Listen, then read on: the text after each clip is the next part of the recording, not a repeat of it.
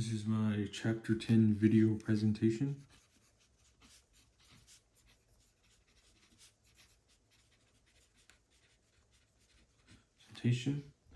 Okay, so for part A, in the cylinder and cable apparatus, you apply a force to the cable so that a point on the horizontal part of the cable accelerates to the left at 0.60 milliseconds squared. What is the magnitude of the angular acceleration of the cylinder? Okay, so we're just going to list out our values first. So M equals 50 kilograms, F equals AN, D equals 0.12 meters, and R equals D2 equals 0.6 meters. Okay, so the acceleration is already specified. So the acceleration was A equals 0.60 milliseconds squared. Okay, so now what we're going to do is we're going to use equation 10.7 in section 10.2, which is this equation right here. I'll write it up for you. T equals AC. Okay. So we turn this equation into a fraction, and it's shown just like that in example 10.2. In example 10.2, so it would be A equals TZ over I, or you can do it as A equals A over R. So basically what we do now is that we just plug in our values. So A, as we specified, was 0.6, and then R was 0.06, which is right here. And then we're going to solve, and we should get our answer. I'll just put it in my calculator real quick. 0.6 divided by 0.06. Yep, and we get 10. So our answer is A equals 10 radians squared. That's your answer for part A. For part B, what is the magnitude of the torque that the cable exerts on the cylinder? What is the magnitude of the torque on the cylinder? Okay, so we're going to use equation 10.7. So that is in the same section as part A. Okay, so it'll be T D equals R, T equals IAC. This will equal 2M R squared AZ. I'm basically just simplifying the equation. So in example 10.3, we would just plug in our values. So yeah. So we're putting values for this one right here. So I equals 0.5 times 30 times 0.06 squared. And then let me just put that in my calculator real quick. 0.5 times 30 times 0.06 squared. And then, I think that was supposed to be a 3.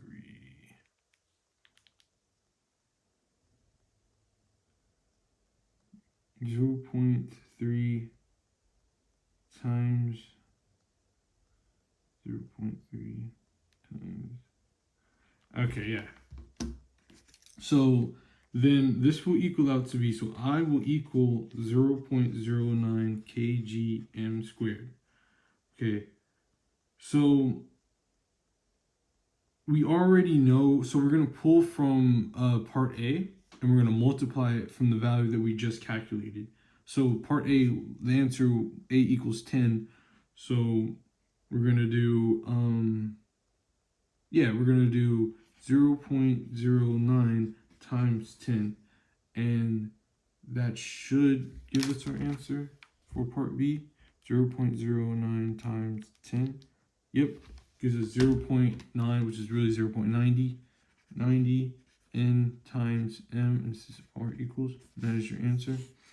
So basically for this part B, we use the equation 10.7, simplified it, and then I kind of just mimicked what happened in the example 10.3 in that section.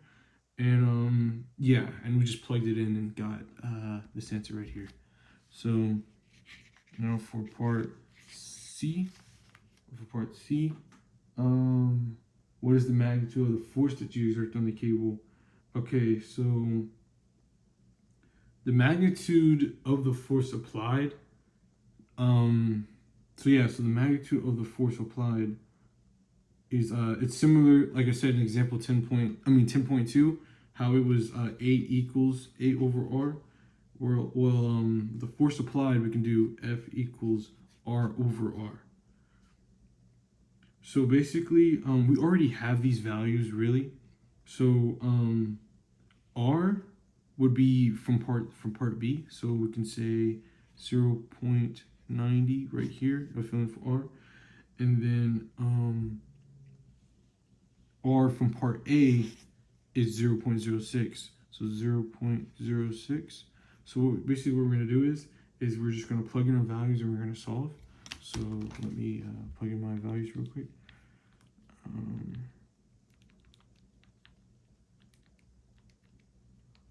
0.06. Yep, and that gives us the force. So force equals 15 newtons, and that is your answer. So basically, let me just recap on what we did. We used the magnitude of the force applied. Then we pulled from these two answers, these two questions right here, and plugged in our answers to find it, and we solved it.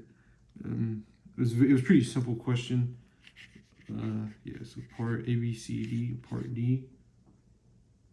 Okay, so for part D, in the cylinder, cable, and block apparatus, you replace the solid cylinder with a thin wall hollow cylinder of mass M and radius R. Find the magnitude of the acceleration of the falling block. Express your answers in terms of sum of all the variables, capital M, lowercase m, capital R, and acceleration due to gravity, G. Okay, so what we're going to do is we're just going to list out our values just to get like a good, look at what we're dealing with. So cylinder is M, radius is R, and then mass of hanging block is the lowercase m. So what I can do is I can draw a free body diagram. So we say A is right here, and then we have the thing right here. It's like a pulley lever. And then we go like this, bring it down right here. And then this will be M. This would be M. And then this over here would be mg because it's gravity. And then this would be r, which is radius. And then like this. And the A would be the acceleration. And then it would be tension right here. And then tension, so it would be tension, and A. Yeah, that's pretty much a free body diagram. Free body diagram of the whole entire problem, just to kind of just look at what we're doing. So now we're gonna start with this right here. So triangle equals mr squared over ar. Okay, and then also this is an example 10.3. So what we do is that we simplify this, and we will get t equals ma. Well, no, we don't simplify this, my bad. But we just get t equals ma, and t equals ma is the Newton's second law. And then we simplify the Newton's second law, that's what I meant. So we get m minus t equals ma. And then simplify just a tad bit more, so a m plus m equals mg. And then we will combine this and turn it into a fraction. So we should get a equals m over capital M plus m over g. And that should be your answer for part D. And a lot of this was shown in example 10.3. And what I kind of did was I kind of just basically mimicked it, and whatever the values they did, kind of see how they manipulated it, and then went on from there. But yeah, so A, B, C, D, E. I'm just gonna flip over the page and do part E. part E. Okay, let me down part E. So part E, find the tension in the cable as the block falls. Okay, so so what we're gonna do is we're gonna use equation one. Equation one, I forgot to label it, is this right here. It's Newton's first law, or Newton's second law, my bad. So Newton's second law. So yeah, so which is T equals ma. So we plug in our answer for part D into part E. So T, my bad. So T equals M over, remember, M over M plus M G. And then solving this will equal out to be T equals M over capital M plus M G, which is the tension in the cable. So basically, all we did for this, for part E, is we plugged everything in. So like we already had the answer for part D, which was this answer right here. So basically, we utilized Newton's second law, and we plug it in, and we got part E. So it seems kind of short, like I didn't do anything, but there's really not much I could have done. It was really just plugging it in and stuff like that. So so for parts F, A, B, C, D, E, F, G, okay, part F. Okay, so for part F, scroll down.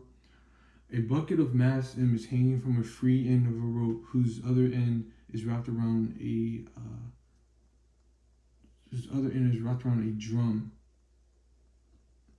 The drum is not a uniform cylinder and has an unknown moment of inertia. When you release the bucket from rest, you find that it has a downward acceleration of magnitude A. What is the tension in the cable between the drum and the bucket? Express your answer in terms of all the variables, so capital M, lowercase m, capital R, lowercase a, and acceleration due to gravity G. Okay, so what we can do is we're just gonna kind of list up the values to see, the big picture. So the mass of the bucket was lowercase m. So radius of the rope is equal to R. And then the mass of the rope is equal to capital M, and then the downward acceleration is equal to A. So basically what I could do is I can demonstrate it. So T, which is T circle down mg. It's kind of like a free body diagram of it. So you're going to use the equation of motion in example 10.3, which is equation of motion is mg minus t equals ma. And we're going to simplify it. And then simplifying, we get t equals mg ma. Then simplify a little bit more, we get t equals m for g minus a. And that is our answer for part F. So yeah, we used the equation of motion and free body diagram, and just listed up the values for that. And then so now for part A, B, C, E, F, G. So for part G, okay. So for part G, what is the moment of inertia of the drum about its rotation axis? Okay, so what is the moment of inertia of the drum about its rotation axis? So the tension in the string creates a torque about the axis of the rotation in the drum. So we can use equation 10.7. So 10.7 is T equals R times T, and this is 10.7.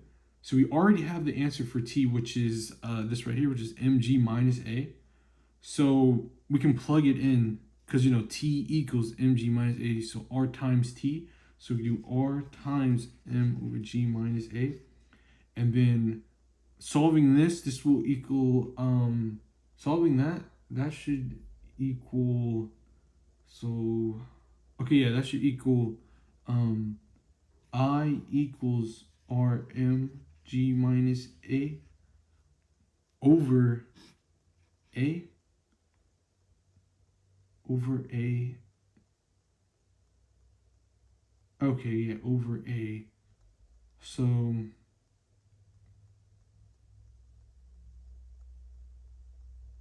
yeah. G minus over A. Turned into a fraction and we combined it. Okay, yeah, and then our answer should be our answer should be I equals R squared M over G minus A over A. And that should be our answer for part G. So basically what we did for part G was we have to find the moment of inertia of the drum about its rotation axis. So I used equation 10.7, and for the T in 10.7, we already solved that in part F. So basically all we're doing now is just plugging it in and solving it, and that gives you your answer for part G. So part G, so A, B, C, D, E, F, G, H. Okay, so for H, okay, so for H, okay, so we go part H.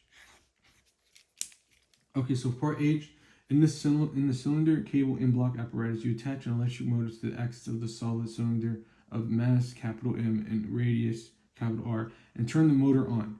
As a result, the block of mass M moves upward with an upward acceleration of magnitude lowercase a. What is the tension in the cable between the cylinder and the block? Okay, so I'm just going to list out the values because just to see how everything's going to go. So cylinder is M, radius is R, mass of block is M, upward acceleration is A. Okay, so we're just going to do a free body diagram just to kind of see how everything's going to look. So T, and then we're going to have our box, and then we're going to have our mass of the block with gravity, and then we're going to have our upward acceleration being displayed like that. So you wonder if you can see that. Yeah, like that. So we're going to use Newton's second law, but instead of T as we did before, it's going to be with F because of force. So it'd be F equals MA. And F equals MA. So so F equals MA. So by looking at the free body diagram, we got T minus mg equals MA. So simplifying that a little bit more, that should give our answer T equals M over G plus A. And that should be your answer for part H. Yeah, should be your answer for part H. Okay, so I don't have any room, so I'm just going to start new on another piece of paper right here. So part I, okay. So for part I, what is the magnitude of the torque of the what is the magnitude of the torque that of the cable exerts on the cylinder? So to find the magnitude from the cable that exerts on the cylinder, we will just start. I'm going to write a free body diagram for you real quick.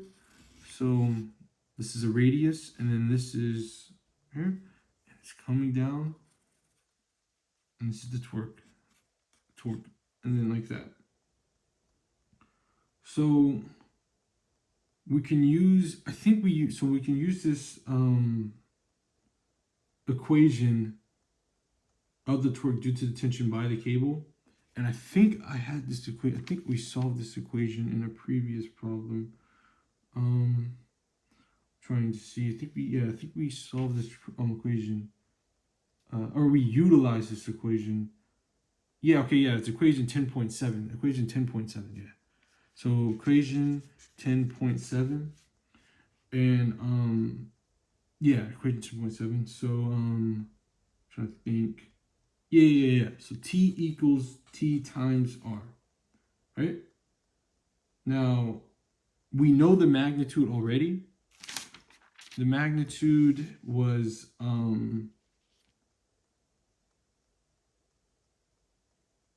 what was the magnitude? Let's see, the magnitude.